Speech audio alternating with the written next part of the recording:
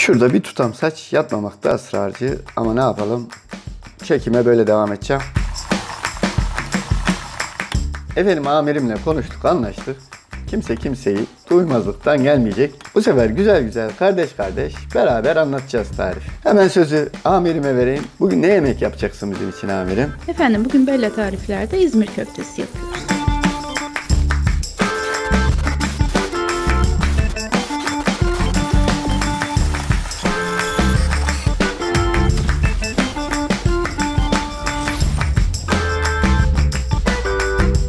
Evet, İzmir köftesi yapacağız ama tabii püf noktaları var. Atlamamanız gereken küçük detaylar var. Onları hep beraber izleyeceğiz. Bence bu tarifi kaçırmayın. Aramızda kalsın ama Bella amirimin püf noktaları yemek kurtarır efendim. Amirim, biz dedikodu yaptık biraz ama siz bize malzemeleri anlatır mısınız? İzmir köftesinin köfte bölümü için 7 malzeme gerekiyor. 500 gram orta yağlı kıyma, 2-3 dilim ekmek içi ya da bir fincan galeta unu, 7 dal maydanoz, 1 kuru soğan, tuz, karabiber ve pul biberden oluşan baharatlar, 1 yumurta ve 1 tutam sevgi. Sevgiyi bütün yemeklerimize katmakta fayda var. Çünkü sevgi yemeklerimize lezzet katar efendim. Dikkatinizi çekmek istediğim bir nokta, bu köfteyi anne köftesindeki gibi hazırlıyoruz. Hatta o yüzden ona anne köftesi demiştik. Bütün köftelerin anası olduğu için baba köfte de yaparız bir gün belki. Ama yine de kısaca Bella amirimden nasıl yaptığımızı bir hatırlayalım. Ekmeğimizi rondodan geçirip maydanozlarımızı ince ince kıyıp baharatlarımızı ekleyip yumurtayı kırdıktan sonra ne yapıyoruz efendim? Ellerimizi yıkıyoruz. Çünkü mikrobu kabuğunda.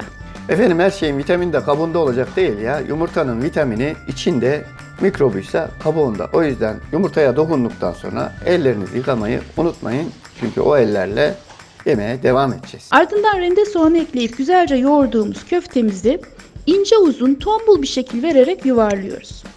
Burada amaç daha sonra kullanacağımız patatesler ve domatesler gibi eşit büyüklükte köftelerimizin olması.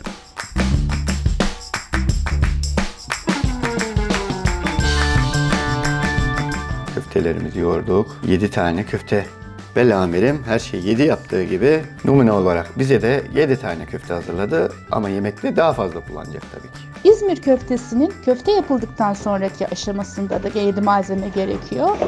500 gramdan yapılmış anne köftesi, 2 patates, 2 domates, 2 biber, 1 bardak sıvı yağ, 1 tatlı kaşığı salça, 1 çay kaşığı tuz. Köftelerimiz hazır olduktan sonra diğer malzemelerimizle birlikte toplam yine 7 malzemeye ihtiyacımız var. Bunların bazılarının bir takım işlemlerden geçmesi gerekiyor. Şimdi o işlemlere başlıyoruz. Köfte hazırlığı bittikten sonra önce patatesleri, sonra domatesleri dilimliyoruz. Biberleri de aşağı yukarı aynı boylarda kesiyoruz. Evet, böyle kocaman patates kullanmayın. Avuç içi kadar şeyler kullanın. Domates de yine böyle avuç içi kadar orta boy olsun efendim. Patatesiniz de toparlak ve orta boy. Domates de domates, patates. Biber istediğiniz biberi seçebilirsiniz. Kıl biber olabilir, sivri biber olabilir, Charleston olabilir, köy biberi olabilir. Olabilir de olabilir yani. Bu benim patatesi de pişireyim bugün. Filizlenmeye başlamış. Evde patates ağacı çıkmaz. Köfteyi yoğurduk. Sonra şekillendirdik. Patatesleri doğradık. Domatesleri doğradık. Biberleri de doğradık. Şimdi ne yapmak gerekiyor amirim?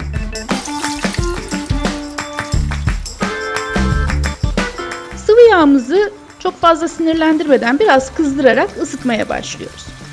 Önce patatesleri 1-2 dakika, sonra aynı yağın içinde patatesleri çıkardıktan sonra tabii köftelerimizi 1-2 dakika hafifçe kızartarak ön pişirme işlemini tamamlıyoruz.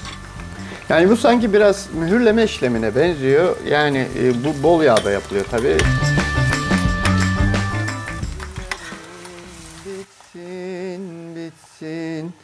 Ay baharım sensin. Ocağım tütsün.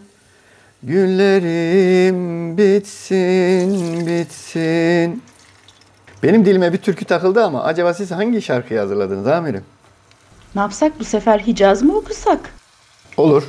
Olur. Haydi başlayalım efendim. Başlayalım efendim. Zeki Müren de bizi izleyecek mi acaba? Şarkım, türküm, gazelim, Sensin akşam yemeğim, köftelerden en güzel. Sensin inan İzmirlim, alım yeşillim, sarım. Sarım, Yazım, kışım, baharım, son baharım. kararım, başlangıcım. Sensin inan İzmirlim, alım yeşillim, sarım. Yazım, kışım, hazanım, her mevsimde başı tacım. Sensin inan İzmirlim. Efendim hazanlar, baharlar, ikimizin türküsünde de bahar geçiyor. Ne tesadüf. Baharlar çok kıymetli olur. Belki de o yüzdendir.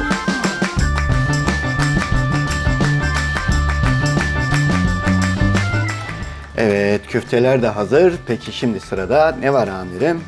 Tencereye kızaran patatesleri ve köfteleri samimi bir şekilde diziyoruz. Bir sene, bir bene. Bir köfte, bir patates. İki bene, bir sene. İki köfte bene, bir patates sene. Amirim siz bir köfte, bir patates yaptınız ama domatesleri nereye koyacağız acaba? Ben etrafına dizdim ama isterseniz domatesleri aralarına da koyabilirsiniz. Biberleri de üzerine bırakıp bir tatlı kaşığı salçamızı ve tuzumuzu bir su bardağı kadar su içinde karıştırarak açıyoruz. Ben olsam su bardağına koyduğum salçayı ve suyu bir başka yerde karıştırırım ve ortalığı batırırım. Ama amirim ne yapıyor? Bunu tencerenin üstünde yapıyor. Sıçrayacak salçalı su da yine tencerenin içine düşecek. Böylece bir taşla 128 kuş falan olacak. Yani tarifte neler var neler daha benim belki gözden kaçırdığım ne detaylar vardır. Onları da siz yakalayın artık. Abi de kulplu bardak kullanıyor.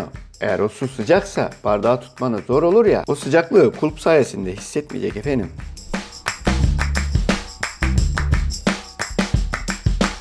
Peki bu yemeğin pişmesi ne kadar sürecek amirim?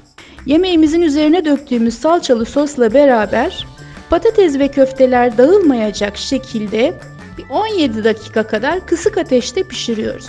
17 dakikada pişecek şimdi. 17 dakika bekleyebilir miyiz? Efendim 17 dakika bekliyoruz.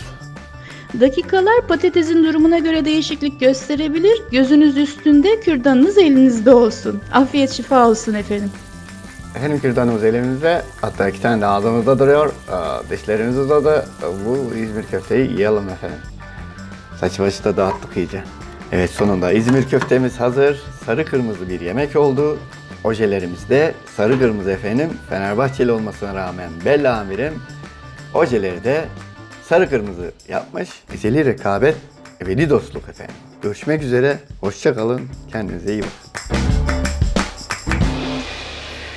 Baharım sensin, ocağım tütsün. Günlerim bitsin, bitsin. Ay, bitti.